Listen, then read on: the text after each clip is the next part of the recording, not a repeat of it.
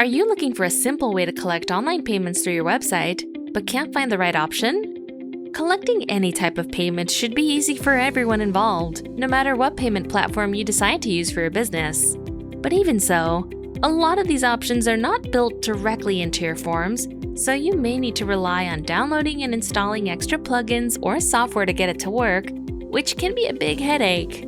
Luckily, the Authorize.net add-on by WPForms makes it easy. The Authorize.net add-on will allow you to easily create payment forms for your site and integrate them with your Authorize.net account to collect payments, donations, and more anytime, anywhere, and on all devices. Once you've authorized the connection between your forms and your Authorize.net account, you can create your payment form and easily add an Authorize.net credit card field by using our drag-and-drop form builder.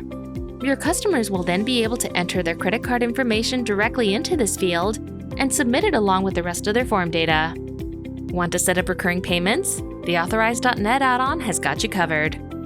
You can also allow users to set up recurring payments for products, services, donations, and more, thus taking all of the work out of collecting payments from your customers. We know collecting online payments can be hard, so we took extra effort into making the setup process quick and easy so you can focus on the more important stuff.